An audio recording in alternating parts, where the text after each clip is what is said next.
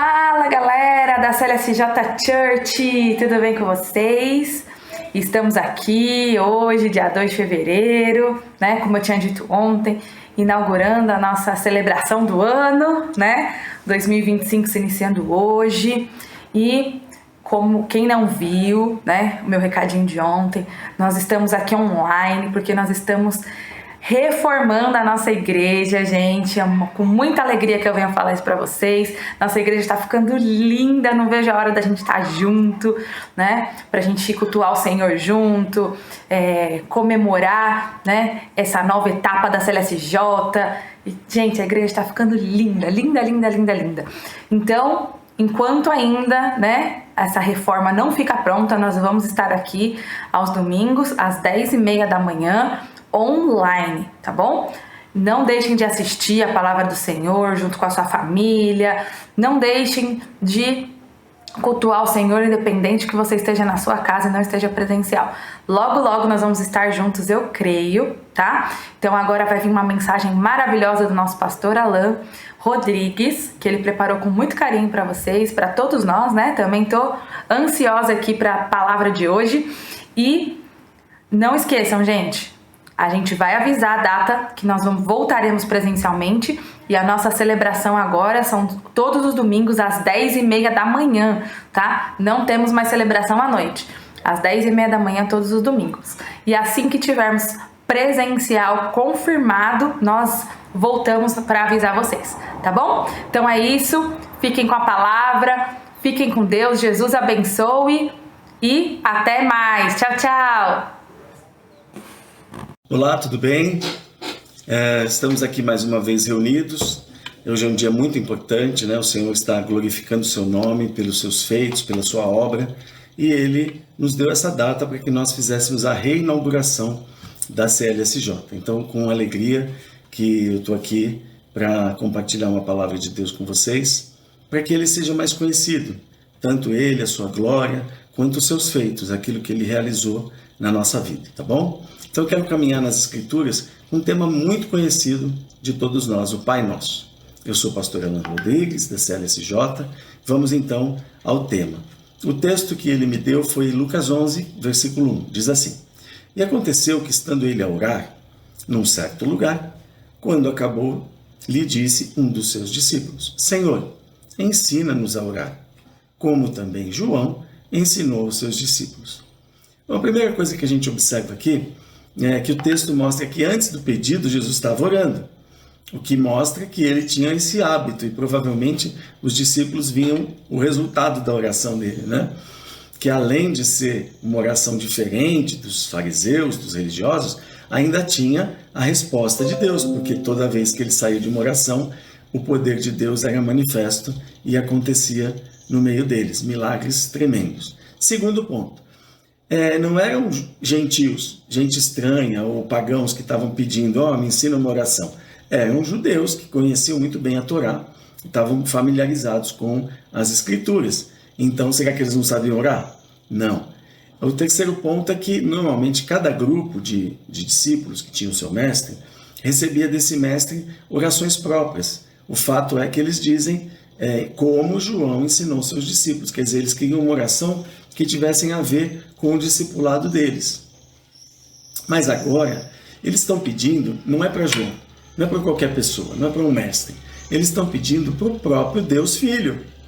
O próprio Deus vai ensinar eles a orar. Então, será que Jesus escolheu uma compilação das melhores frases, como falar uma frase de efeito, para que ficasse uma oração bonita, coisas importantes, ou para fazer uma frase só impactante?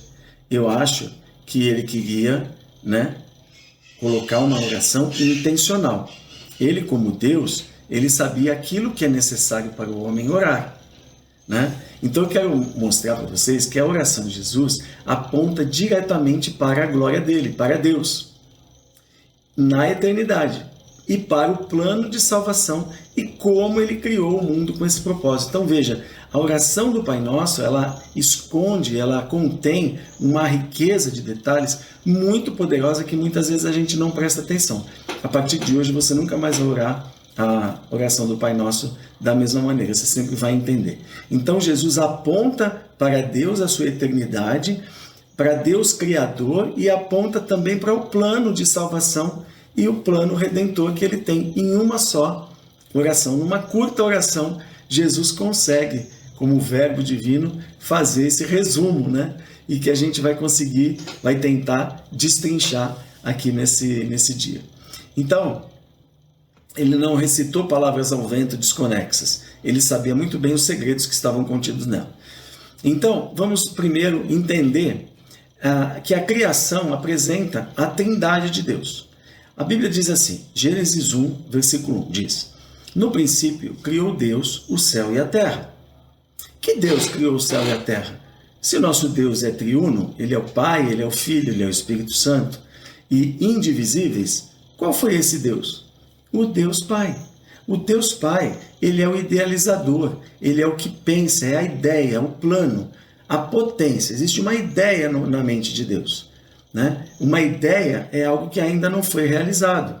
Então Deus imaginou assim, vai ser redondinha, vai ter um firmamento, eu vou separar a terra da água, vai ter terra seca, vai ter mares, vai ter os peixinhos, vai ter as aves, vai ter as arvorezinhas, vai ter o homem. Ele pensou, então Deus criou na sua mente, como pai, como executor, como criador, engenheiro, arquiteto, né? Algumas religiões até chamam ele de arquiteto do universo, e ele é mesmo. Ele idealizou. E a terra era sem forma e vazia, ou seja, não existia nada. Havia trevas sobre a face do abismo. E o Espírito de Deus se movia sobre a face das águas. Então, o Espírito Santo, que é Deus também, aguardava a ordem, aguardava o que era para ser realizado, o que estava na mente de Deus. Para o Espírito Santo saber o que estava na mente de Deus, era necessário o verbo, a palavra, que é Cristo. Então, no versículo 3 diz, e disse Deus, haja luz, e houve luz. Então, está manifesta aqui o Pai como arquiteto, o Filho como a expressão do Pai, e o Espírito Santo como aquele que realiza todas as coisas. Quero que você saiba que quem colocou o Sol no universo, a Lua no universo, né, no espaço, foi o Espírito Santo, por meio da palavra de Jesus e da ideia que o Pai teve, que Jesus realiza, que Jesus expressa. E quando diz, houve luz, não está dizendo que Deus criou luz. Porque a luz, o sol, só foi colocado no firmamento no quarto dia. Nós estamos no primeiro dia. Então, a luz é o próprio Deus. Deus se manifestou nas trevas. Tanto é que ele diz, e viu Deus que luz era boa, e fez separação entre luz e trevas. Como se as duas coisas fossem uma coisa só, de jeito nenhum. Separação é porque aonde há luz não há trevas. Por isso que ele diz, e Deus chamou a luz dia e as trevas noite. Quando Deus se manifesta, todas as trevas desaparecem. Então, Deus está mostrando para nós que ele fez a separação do bem e do mal. Ele disse, a luz é boa e as trevas a luz é a verdade e as trevas é a mentira. Ele se revelou para o universo. Ele se manifestou. Ok? Então vamos lá. Em Gênesis 1 também, curiosamente, no Gênesis 1, 26, lá no finalzinho do capítulo, disse, no sexto dia, e disse Deus, façamos o homem à nossa imagem, conforme a nossa semelhança. Então, estou fazendo esse paralelo para que vocês entendam que quando Deus cria o homem, ele cria a imagem dele e tem uma razão para isso. Por que Deus criou o homem à sua imagem e semelhança? E o que é ser imagem e semelhança? Deus não é triuno e indivisível? É. E o homem? O homem também é triuno e indivisível. Quer ver como é que ele é triuno e indivisível? Você pensa, você tem uma ideia. Você pensa, preciso construir uma estante. E aí você diz, preciso de comprar tais ferramentas. E aí você diz, vou à loja de material de construção, ou diz ao seu funcionário, vá na loja de material. Meu filho, minha esposa, vá na loja, compre tais coisas. A palavra é manifesta segundo a vontade, o pensamento do seu íntimo. E você já reparou também que quando você pensa, você escuta o que você está pensando? Fique em silêncio alguns minutos, pensando em alguma coisa. Você ouve nitidamente o que você está pensando. Por isso que Jesus diz: vocês não creem em mim, aos religiosos, vocês não creem em mim porque a minha palavra não entra em vocês. Mas a minha palavra é verdadeira. Se eu fosse mentiroso, seria igual a vocês. Mas eu falo como escuto do meu Pai. Entende isso? Jesus fala conforme ele ouve do Pai, porque o Pai é o pensamento, a ideia, e Jesus fala aquilo que Deus pensa. E do Espírito Santo também, Jesus manifesta a mesma coisa. Ele diz: quando o Espírito Santo vier, ele vos ensinará todas as coisas que vos tenho dito, porque ouve de mim. E veja, e num outro momento ele diz também, orando por nós, ele diz: Pai, que eles sejam um como eu sou um, tu em mim e eu neles. Né? Então veja, nós somos preenchidos de Deus por meio dessa verdade.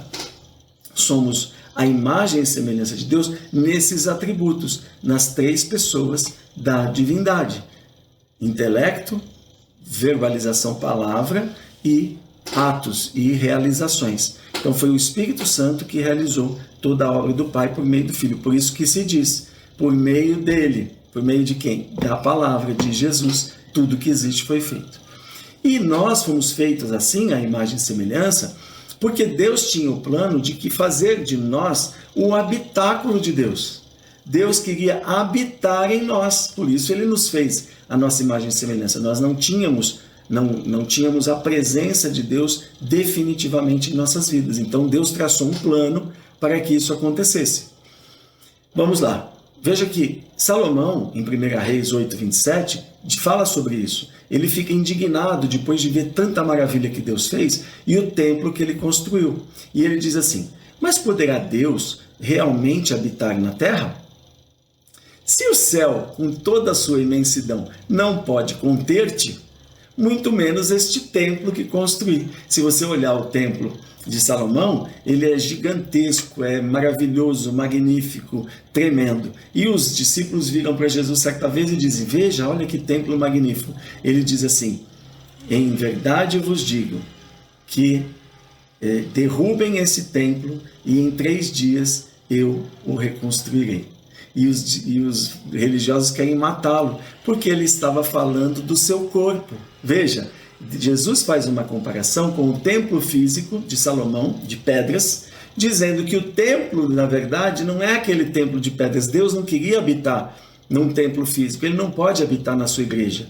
Ele não habita na sua igreja, ele habita em você. Ele quer regenerar você, é você que Deus vai salvar, e não um templo feito de pedras. E um templo de pedras também não pode te salvar. Não é pertencer a uma denominação, a uma igreja, que te faz salvo. Jesus diz isso também em João 14:23. Ele diz assim: se alguém me ama, guardará as minhas palavras, e o meu Pai o amará. E nós, quem que ele está falando? O Pai, o Filho e o Espírito Santo. E nós viremos e faremos nele nossa morada. Então ficou claro? Deus nos fez a sua imagem para que ele pudesse habitar em nós. Ok? Então essa verdade nós já temos aqui como ponto pacífico.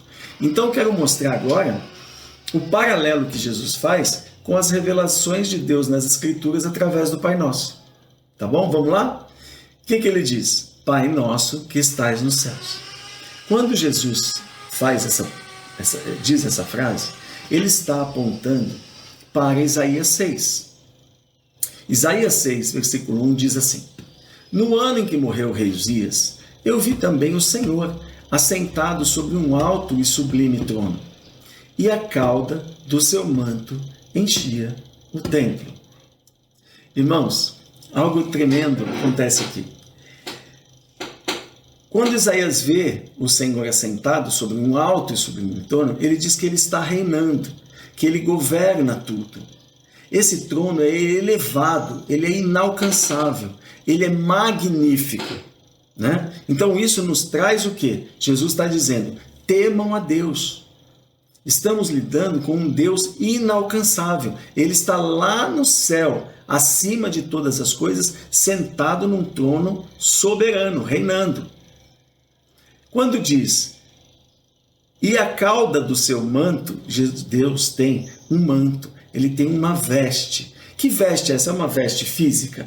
É um pano? Ele é de linho? De que ele é? Né? Diz assim,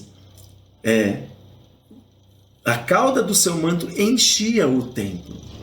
O manto que aqui Jesus se refere, que Isaías está vendo, é a cobertura de Cristo. Jesus, no Isaías 61, diz: o Espírito do Senhor está sobre mim, porque Ele me ungiu para pregar boas novas aos mansos de coração. O Senhor me ungiu para pregar. Jesus é o Messias, o ungido de Deus. E por que nós entendemos isso? Porque Deus revelou isso, que Jesus é o ungido de Deus. Porque Jesus é o homem que tem o Espírito Santo. Ele é o homem perfeito. E isso expressa aquilo que estava lá no trono. Deus imprime a divindade dele em tudo que ele faz, no plano de salvação. Por isso que Jesus é chamado o Messias, o Cristo, que significa o ungido.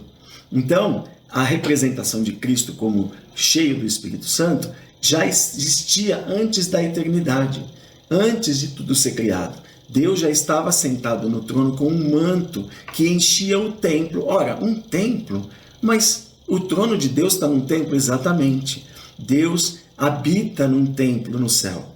Esse templo é denominado na visão de Isaías. Enchia o templo. Então, o Espírito Santo que cobre Jesus, que é o manto que está sobre Cristo, a unção sobre Cristo, o Messias, enche o templo, não fica nenhuma parte descoberta, sem a cobertura do Espírito Santo. Então nós, como templo, também devemos estar cheios do Espírito Santo. Assim como a orla do manto no céu, no trono de Deus, cobre o templo, nós também devemos estar cheios de Deus. Então, essa Pai Nosso que estás no céu aponta também para a leitura que eu fiz de Gênesis 1, de 1 a 5, falando que Deus, no princípio, criou Deus. Veja, antes de tudo existir, Isaías diz que esse trono já existia, ele estava lá antes da criação do mundo. Veja que coisa maravilhosa, o plano de salvação já estava escrito muito antes da terra ser formada. Amém? Muito bem, então Deus revelou a luz, ele não criou a luz, porque o sol e a luz foram feitos no quarto dia. Deus separou o bem do mal, as trevas, a luz, a verdade da mentira, e nós devemos também assim andar na luz. Então Jesus resumiu em uma frase a divindade de Deus e a criação. Olha que extraordinário. Como é o trono, suas representações, Pai Nosso que estás no céu, está lá no trono de Isaías. E antes de tudo, onde Deus estava quando criou o universo, a terra e o homem, ele estava no céu. Pai Nosso que estás no céu. Você compreende agora porque ele criou essa frase? Depois ele vem com outra frase também impactante. Santificado seja o seu nome. Novamente ele está apontando para um modelo que deve ser seguido.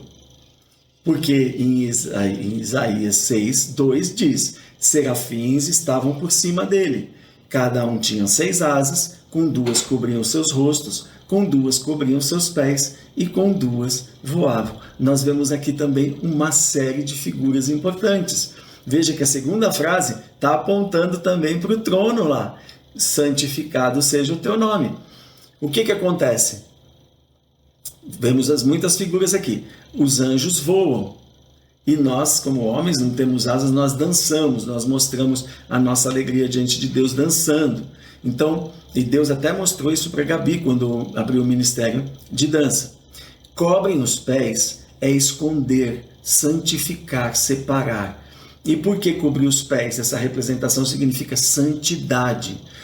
Nós devemos também, que o adoramos, que temos a sua presença, nos separarmos, cuidarmos de onde nós estamos pisando. Se nós estamos nas rodas dos escarnecedores, nós estamos trilhando caminhos justos diante de Deus. Entendem a cobertura? As asas, quando cobrem o rosto, depois ela diz 2 cobriam o rosto, né? As asas vêm das costas. Quando eles cobrem o rosto, não é somente para não ver a presença de Deus, não se deparar com a santidade de Deus, né, que muitos dizem, mas quando você cobre o rosto, você cobre toda a cabeça. Já percebeu? Cabeça tem boca, nariz, olhos e ouvidos. Isso tem uma representação muito poderosa. Deus está dizendo para nós aonde que nós estamos colocando o nosso ouvido. Que coisas nós temos ouvido, nós temos nos separado desse mundo, das conversas desse mundo, das murmurações desse mundo, das blasfêmias desse mundo, né? Que tipo de música, que tipo de sons nós temos ouvido, né? Que são separados desse mundo. Temos ouvido coisas boas, temos ouvido a palavra de Deus, dado ouvidos ao que Deus tem falado para nós, ou temos ouvido as vozes desse mundo, né? Os desastres, as desgraças desse mundo? O que temos falado, o que nossa boca tem pronunciado, são palavras de bênção ou de maldição? São falatórios profanos, são fofocas, são mentiras? Ou nós temos falado a verdade, temos confessado os nossos pecados uns para os outros, para que saremos? O nariz, ele tem uma característica muito importante no tabernáculo, porque Deus tinha um altar de incenso. E quando se queimava o incenso naquele altar, diz que Deus recebia o incenso como aroma suave. O aroma suave representava as orações dos santos.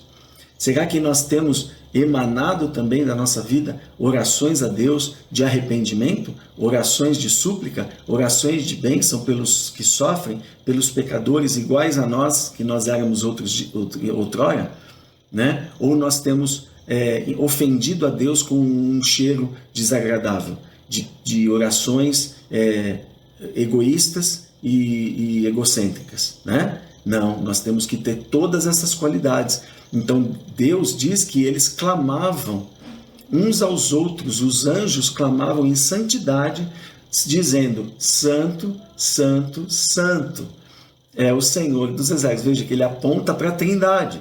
O maior atributo de Deus é a santidade, e ele é santo 3 vezes. A Bíblia nunca diz Deus é bom, bom e bom, mas diz ele é santo, santo, santo. É o Senhor dos Exércitos. Toda a terra está cheia da sua glória. Então veja, santificado seja o teu nome, os anjos estão clamando 24 horas. Santo, santo, santo é o Senhor dos Exércitos. Assim também a nossa vida deve corresponder a esse modelo do céu, esse modelo do trono. Dentro do templo está o trono, onde Deus é adorado.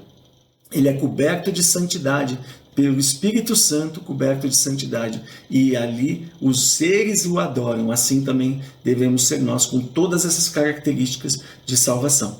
Quando os anjos dizem santo é o Senhor dos Exércitos, Jesus de novo está apontando para Gênesis, porque no finalzinho de Gênesis, no primeiro capítulo, versículo dos dia 6, diz que então terminou Deus todo o seu exército. Que exército? Tudo que ele criou é o seu exército. É aquilo que ele criou para a glória do seu nome, que o representa, que faz figura da sua divindade. E aqui os anjos falam exatamente isso. Então, em Isaías 6 você tem venha a nós o vosso reino, em santificado seja o teu nome, e venha a nós o vosso reino, você tem o apontamento do trono de Isaías e o apontamento de Gênesis na criação.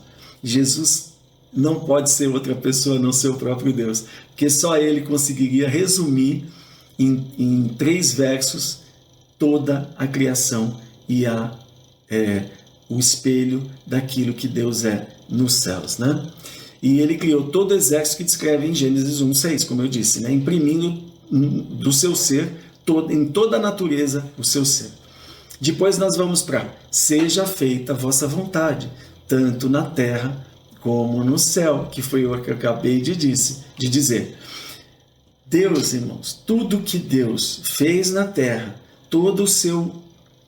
a história da salvação, o plano de salvação, Deus imprimiu a sua natureza na terra. Então todas as coisas foram feitas sobre esse espelho, essa figura, esse modelo de quem Deus é. E Deus, de forma extraordinária, ele planejou a nossa criação, a forma como nós íamos ser criados, a história da humanidade, de forma que nós pudéssemos então receber os seus atributos.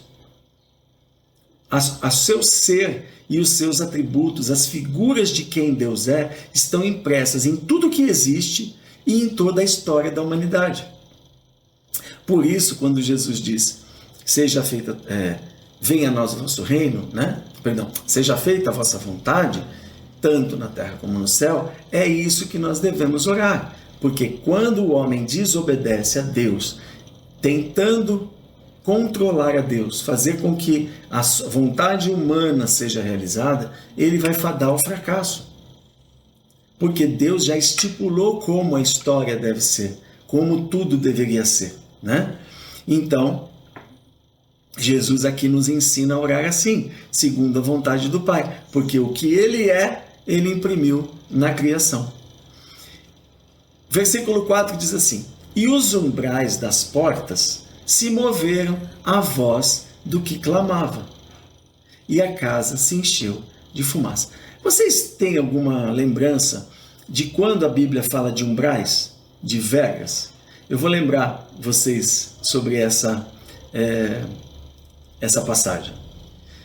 Deus, quando fala de umbrais, ele está falando do batente. Você tem na porta na sua casa? Então, tem um batente, né? Tem uma verga, que é a parte superior, e tem os batentes das portas laterais, né? Que são os umbrais. Um lugar onde tem um batente, uma verga e um umbral, tem que ter uma porta. Então, no céu, Isaías diz que essa estrutura que sustenta a porta tremia quando a voz de Deus falava. Isso aponta para nós de que a palavra de Deus, o Evangelho, mexe com as estruturas das portas do nosso coração, da nossa vida. Porta está ligada àquilo que Moisés escreveu em Êxodos 12:7. Tomarão do sangue e o porão em ambas as ombreiras, as umbrais e na verga da porta. Por que Deus acha tão importante que o sangue seja passado na verga e nos umbrais das portas? Porque a porta está apontando para a entrada do nosso coração, para a entrada do Evangelho. Quando você recebe Cristo como Senhor, você recebe o Evangelho, Deus vem habitar no seu coração. Então essa é a representação do que Isaías viu. A voz de Deus está clamando e tremendo as nossas estruturas para entrar no nosso coração, para que Ele possa realizar a obra que Ele determinou para a humanidade, que é habitar, como disse lá Jesus, como disse Salomão, como eu li anteriormente, né? Por acaso posso fazer alguma casa que Deus habite, se o céu não pode conter a sua glória? E Jesus dizendo, se você guardar minha palavra, eu virei e habitarei no seu coração. Essa a representação do trono que Isaías está vendo, tem todas essas figuras. E essa é a plena vontade de Deus para nós. É isso que ele imprimiu no caminho da luz. Foi isso que ele fez. Ele realizou o seu plano, a sua glória impressa nas nossas vidas. Ele realizou essa glória em pessoas que ouviram a voz dele, que deixaram que, por meio da fé, Cristo entrasse nos nossos corações e fizesse essa obra. E hoje nós estamos aqui celebrando isso. Então, Deus mandou, por acaso, por que ele não falou assim, passa nas paredes, faz um X na casa de cada um, que quando o anjo da morte passar por cima, ele vai olhar e não vai... Não, ele exigiu que fosse nas vergas, nos umbrais das portas. Então Deus não faz nada por acaso. Esse é o simbolismo, o significado que tem essa mensagem de Isaías. Depois ele diz, perdoa nossas dívidas, assim como nós perdoamos. Veja, quem que perdoa? Cristo pelo seu sangue. Jesus está aqui com mais essa frase, resumindo o plano de salvação. Ele desce agora do trono e vem, numa pequena palavra, mostrando a sua vinda como Messias, como ungido de Deus, o plano realizado em Cristo Jesus de salvação na sua morte pela cruz, né?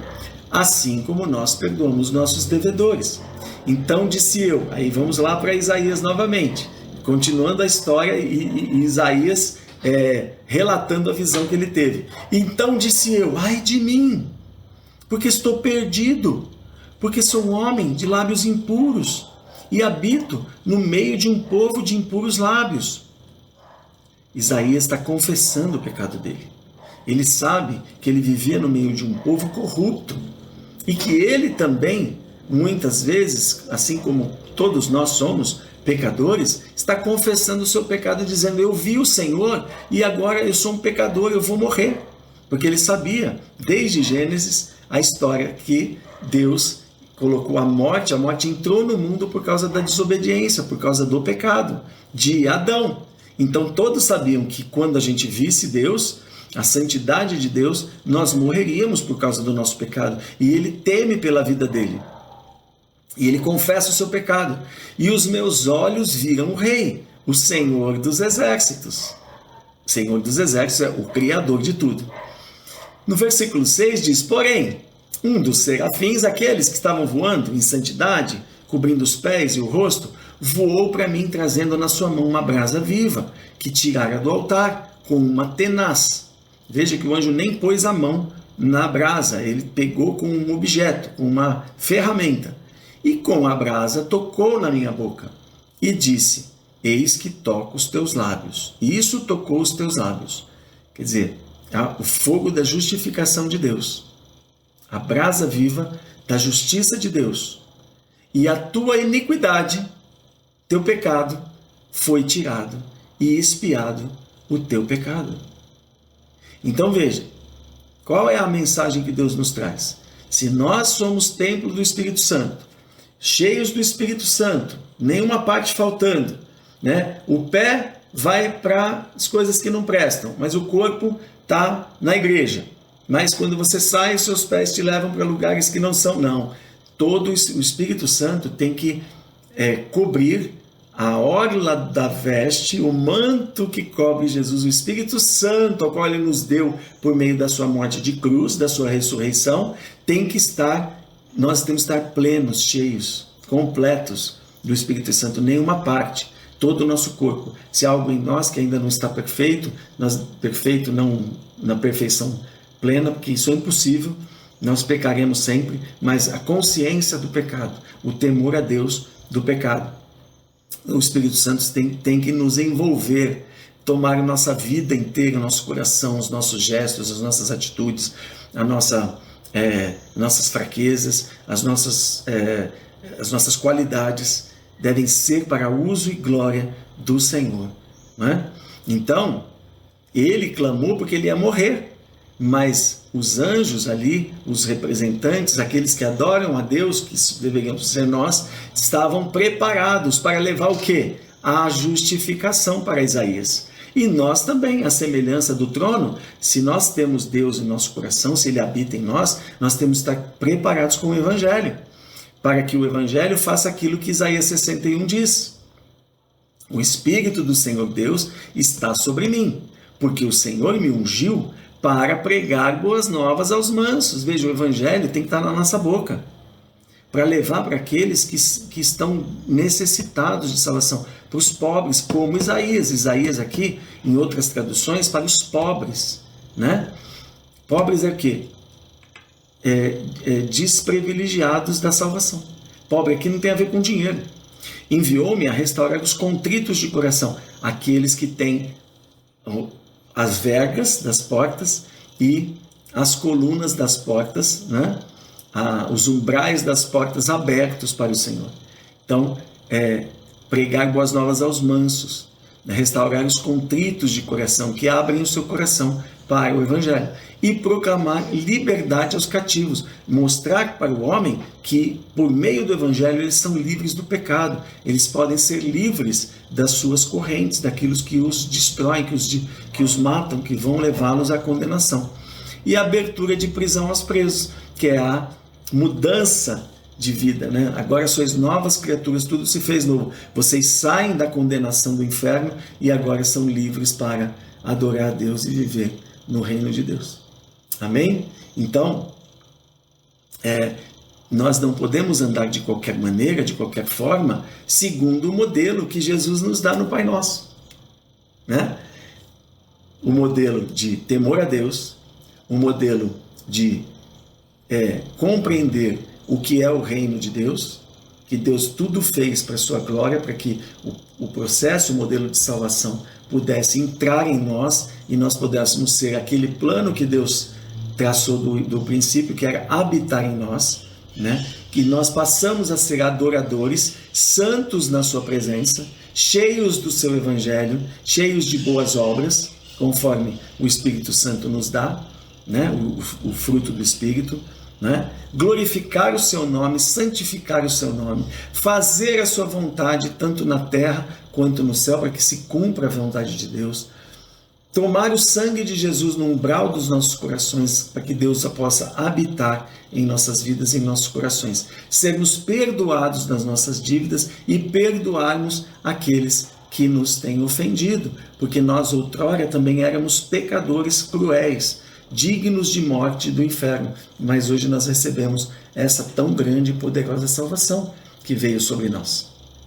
Então, o Pai Nosso, Jesus faz com a sabedoria do Espírito Santo, com o poder da palavra, ele tem essa capacidade de resumir, né?